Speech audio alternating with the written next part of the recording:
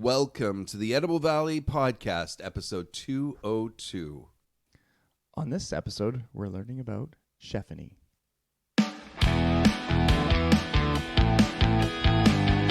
Do you ever wonder where your food comes from? That's what got us started on this adventure. In each episode, we ask experts to weigh in on the food topics that matter to you, from growers to producers to chefs. And I challenge John, Darren and you to learn more about your food and the stories behind it. From our hub on Vancouver Island in the beautiful Comox Valley, join us as we explore our edible valley. Welcome back. Thanks for joining us today on the Edible Valley Podcast. I've got Cheffanie to my one side, Chef John to the other side, and I'm Darren Howlett. Let's get into it. Yes, we're going to learn about Cheffanie. Sure. Today. Stephanie, so excited to have you here today. Hi, thanks for having me. Yeah, this was great. Wow, we haven't actually had the opportunity to have a chef in with us for a while. Okay, So good. Yeah, this got John excited. Yes. He's been dying to have a chef on the show for a while. I just love talking to other cooks and people who, It's just part of who we are. That's our it. life. We talk about food. Yeah. We want to talk a little bit about your business. So you offer event services for all different sizes, as well as you have a food cart that you've got going. That's correct. And you're also working on weekly to-go meals as well. Yeah. So on that last part, the weekly meals to go, that's really kind of like just kind of my last venture here. Like obviously with COVID and the way things have been going and the way that people are switching to, maybe not eating out so much. I thought that this would be a good, niche, or it's not so much a niche. I mean, there's other people doing it in the valley. Right. Yeah, absolutely. But I just felt like the need was there. And this is really something that I'm like kind of moving towards a little bit more. Not just because there's a demand, but also because that's what I feel like I see a fit for my life and for my lifestyle. So I do events. That is correct. That being said, I don't have the infrastructure to do your 200 plus wedding and that kind of stuff. I want to remain small. I mean, I want to grow as a business. Obviously, that's the goal. Of course. But I don't want it to become huge overhead, huge payroll, and staff has been obviously an issue, as we all know, finding good, reliable staff. I'm not going to lie. What, there's no staff out there? Yeah. So hence the idea of moving towards more the meals to go. And the response so far has been really good. Oh, that's great. Yeah. Do you do, sorry that I haven't seen the menu or how you do it, but do you have like a niche or a sort of an overview? Like, do you have a direction that you go in with those foods? I mean, it's a little bit, I don't want to say all over the place, but from my background, like I have a lot of influence from all sorts of, I worked in Europe and I worked in Vancouver. Has a huge Asian influence there. Yeah. So I don't have a niche for say like no vegan or vegetarian or gluten-free like specific. Most of the items are meat-based or fish-based. Obviously try to source locally. Right. And the offerings are anywhere between 3 to 5 main courses, a dessert and a starter, like usually a soup. And very well designed to make your life at home easier, basically. Skip the dishes, fantastic. Skip the cooking. Like I know there are those kits where you get the food and you have to like basically do it from scratch. Right. This is like ready to go, either in a backpack bag or in a container to reheat. And so there's no cooking aside from reheating. Wow, that's fantastic. I'm really happy with that. Make sure before the episode ends that we get your contact info out there before. For sure. So people that are, now that you've tantalized people, we can send them How your way. do I get that? Yeah. Well, let's talk a little bit about Sign me some of the items that you're doing. You're talking about soups, Yeah. for sure. But what other?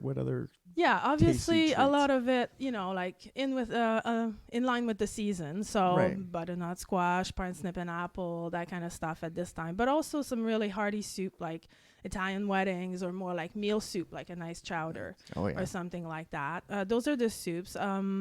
As for like main course, we go anywhere from a nice, again, like meal salad. For example, this Friday I have like a sushi salad with some salmon and your seasoned rice and avocado, cucumber, nice and healthy. Nice. And then some more stews and things that really essentially, as we know as chef, like will hold well in a bag and are what I want to call sort of fail-proof. So Right. beef bourguignon, coq au vin, that kind of stuff. And a lot of ethnic food as well. Excuse me. I have to laugh. I'm going to reveal something here.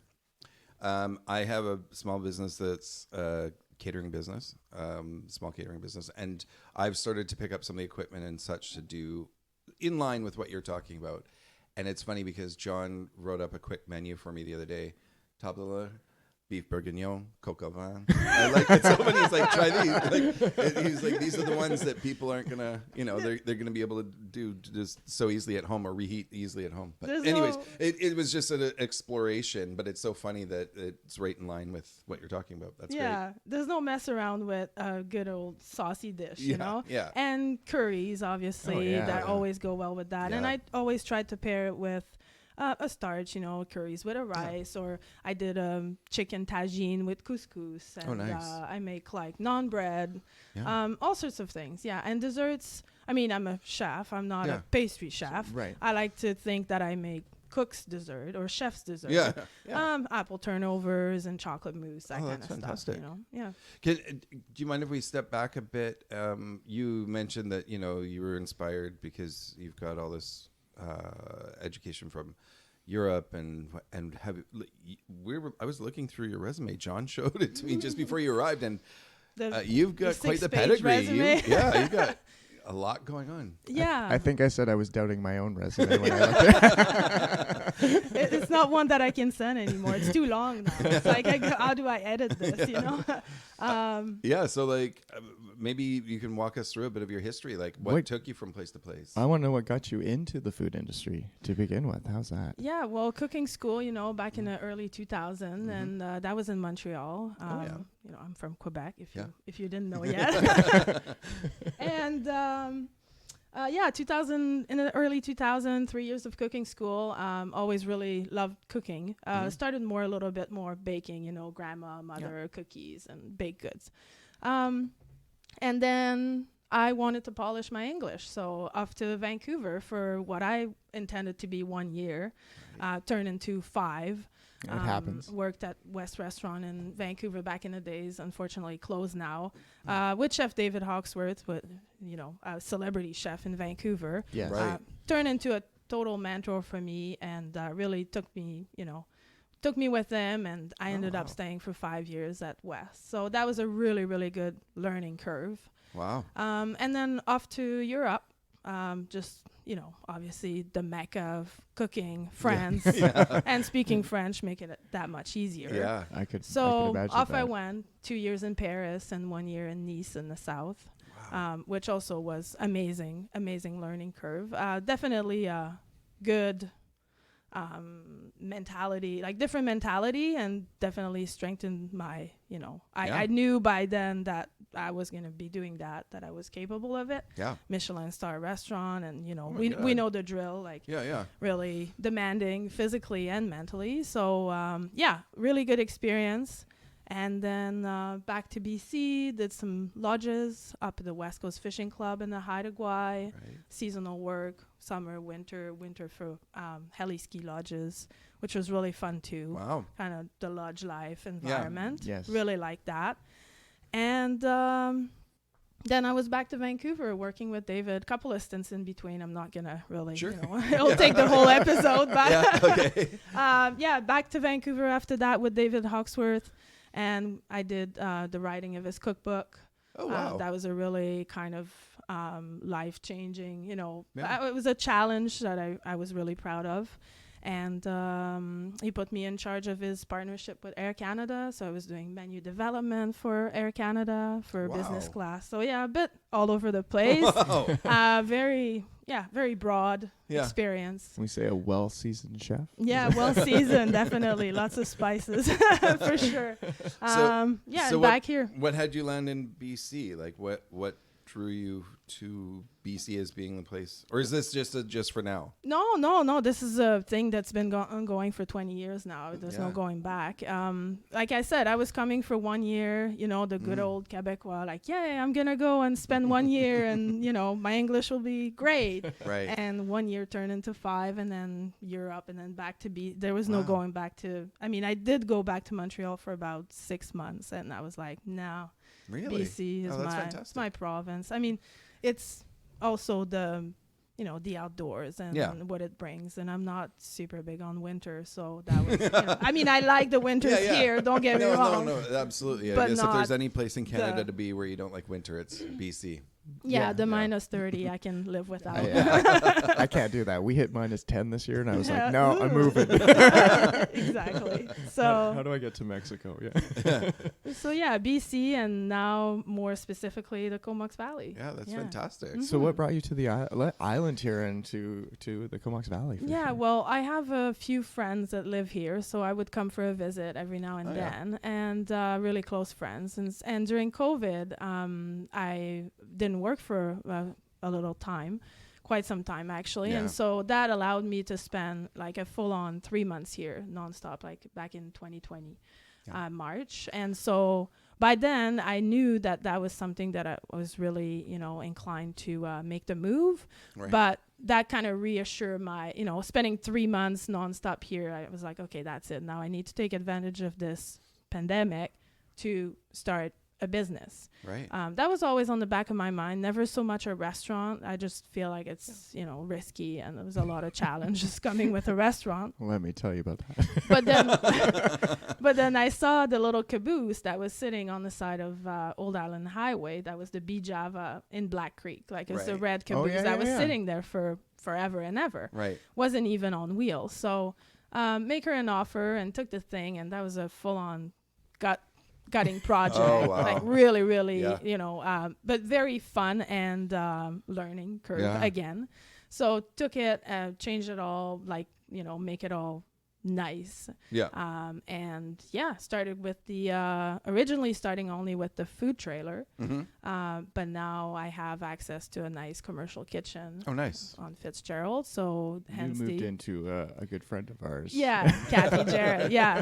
Exactly. So I feel really lucky to have found her, and I feel really blessed that I have this kitchen to work out of, because now I realize that the food trailer was it still is a great venture, but to do, as you may know, to do all the prep out of there and the storage and whatnot, like, it's ridiculous. So, when you said that you bought the food trailer and gutted it, I remember being in the exact same situation when I was looking for a food trailer, and I kept looking at them, and everybody, they were going for quite a pretty penny for something that I was going to ultimately gut. So I made mine. I was like, I'll just do mine from scratch. And oh God, I wish I'd gone the other route. Yeah. But so what do you sell? If you don't mind me asking, do you sell out of your food trailer, do you sell the same that you're doing for the at-home meals, or is it a different menu? Well, you actually kind of nailed it. I don't do that yet, but that's kind of where I'm heading.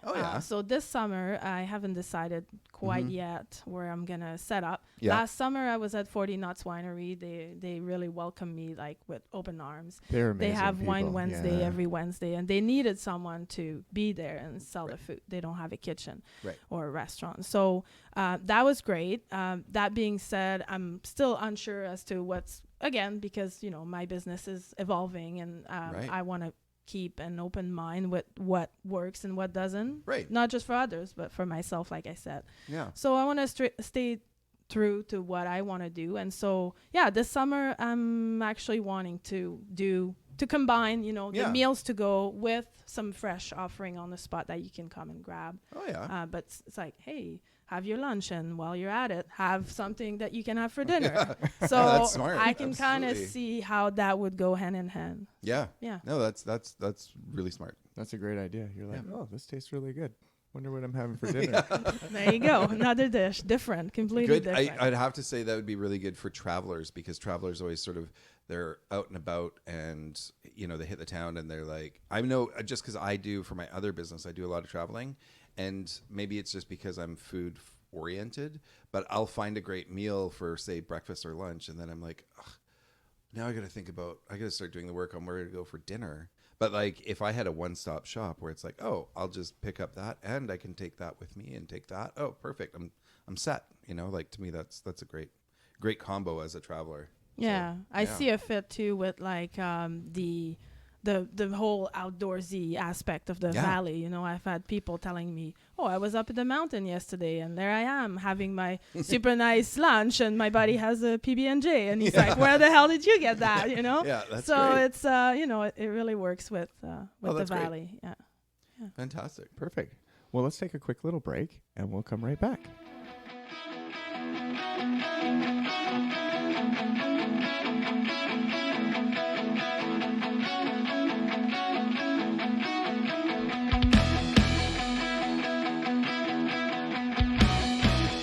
Still here talking with Cheffanie, Chef Stephanie. Right. Yeah. You got tongue-tied on that one. I know. I was like, I don't know which way I want to go with that. Cheffanie works. Okay. Been called that forever and ever. So. Okay.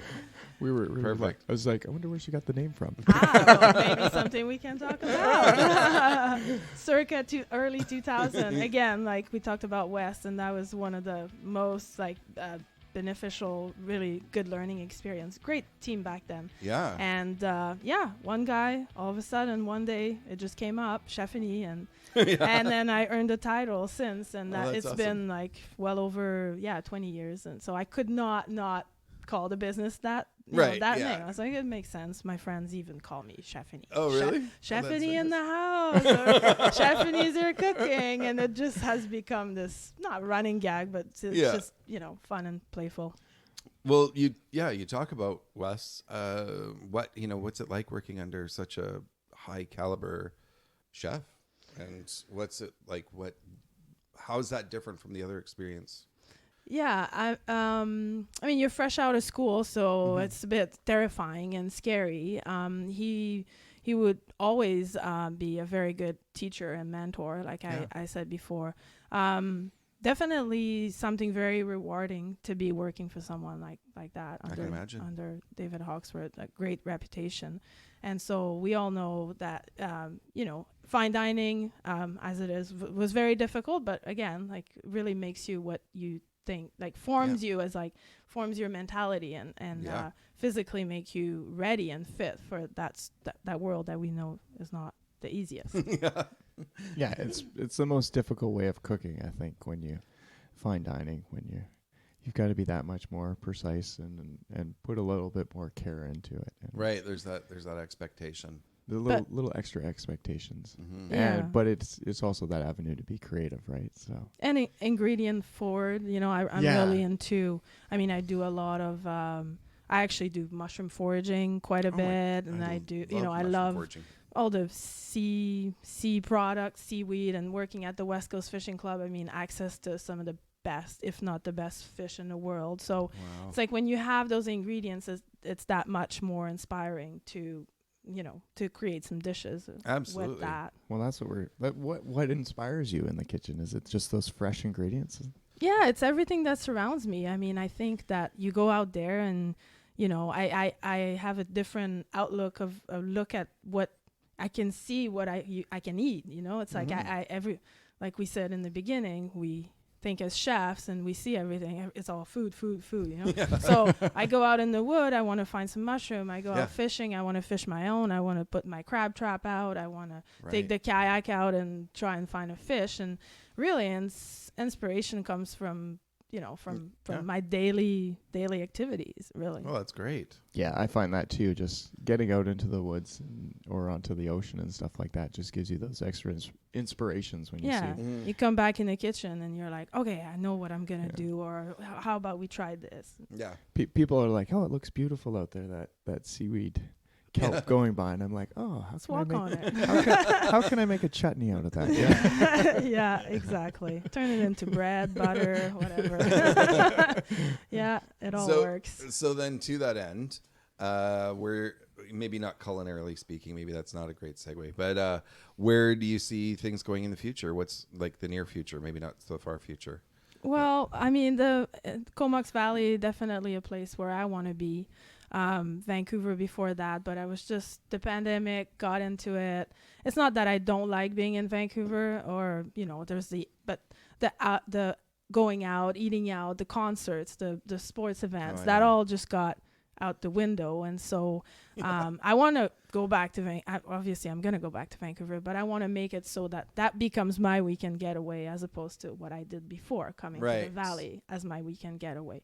I'm a lot more of a small town, and so joining this community really has been, it's just been really, I feel the love from people. I feel like I get the feedback. I just love talking to people. You know, they come to my house, they pick up something, like, oh my God, this is so good. And we come back next week and you get to know people by their name. I love that feeling of community and just being part of it. Yeah, well, that's fantastic. Yeah, well, so I'm glad that you're having a good experience with being part of the valley. Yeah, well, that's what I enjoy about this valley, is I think people forget how food educated people are here and how much they love their food. Mm-hmm. Yeah, and so it's always, it doesn't matter what avenue you come from in this community. It seems like everyone knows what good food tastes like, I definitely see the potential, and that's where I see fit. So that's that for now, and hopefully for many, many, many years to come. Yeah, that's fantastic. Yeah.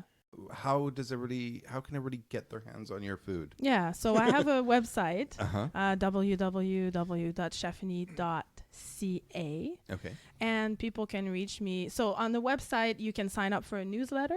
Okay. And when you sign up for the newsletter, your email address gets onto our contact list, and so it gets added to the weekly menu that I send every week. And people can order via email, or they can phone me, or they can send an email through the newsletter. And so far, it's been a lot of returning customer. I'm very thankful for that. Thank you, returning customers, for supporting local small business. Yeah. I'm just hoping to grow that list of contact, really. And I'm also working on an online form where people will be able to online directly from the website, but order directly from the website. Yeah. That being said, it's not set up yet, but again, work in progress. Yeah. One thing at a time. I've only been in business since May of last year, so I feel like it's already, I'm learning a lot. That's how people can reach me. Email address on there, on the website, all the information. Phone number and pick up place. And I'm just actually going to ask, is this your first business on your own? Yes, first venture. Yeah. First venture? Yeah. I've been part of other people's restaurant opening, first day, and the excitement for a restaurant. But first business venture. Yeah. Well, that's awesome. Yeah. So I was going to ask you, what's the difference, do you feel? Being your own boss and being someone else's. Well, you wear all hats, really. It's like, before it's like you're the chef and you cook, and sure, it comes with other responsibilities, but this time it's like advertising on your own and the contact with the clients and the email and whatnot. That's right. But it also comes with a very rewarding side of, the returning a customer and everything that comes with, and being your own boss, making your own schedule, deciding, today it looks great out there, maybe I should go up on the mountain. I'll push prep back to tonight. So that's been definitely life changing, as we know, because long hours in the kitchen, long difficult schedule, and so all that. So it's been really good. Pretty cool. Yeah. I was going to ask you, have you had any difficulties that you found with setting up the business? Well, I guess I could go back to that, like being sort of like the one-woman show and having to handle everything and learning a lot of things that I don't have knowledge about, such as like, point of sale system and everything that's more like tech related, like handling payment and all that. Setting up the website. I didn't set it up myself. I had someone, but you have to rely on other people for things that you don't know how to do yourself. Right. So these were some of the challenges.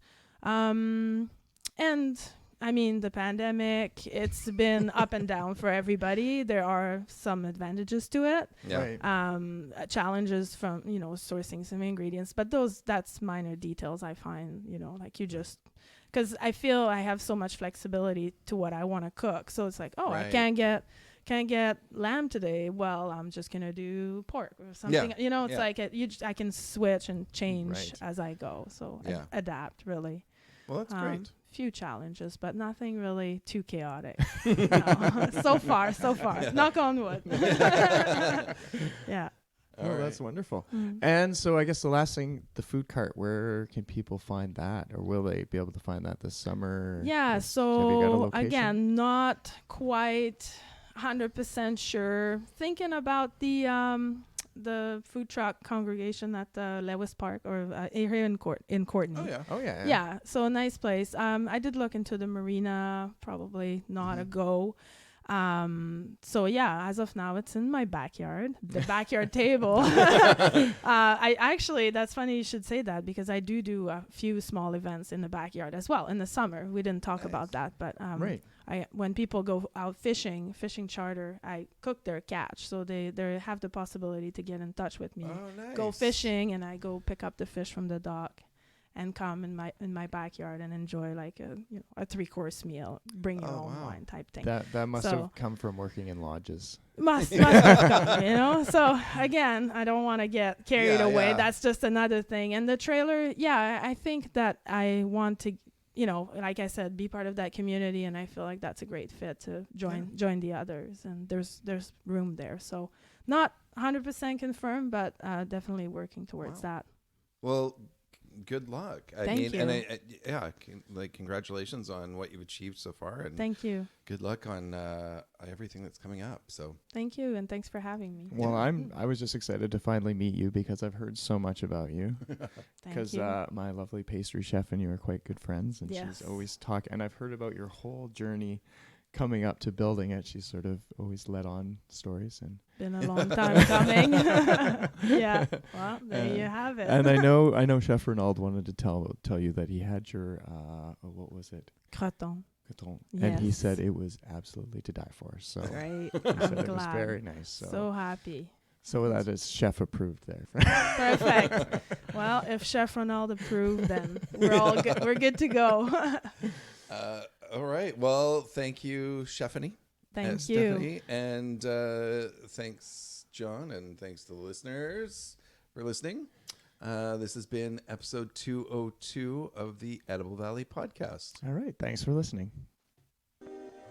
And that wraps up another episode of the Edible Valley podcast. Thanks for tuning in, and a special thanks goes to the local businesses that help support our podcast. They make it possible for us to showcase your local food community. We'd love you to follow us on your preferred social media at Edible Valley, where you can check out our blog, find recipes and tips, behind the scenes, and of course keep a lookout for where we are going to turn up next in your Edible Valley.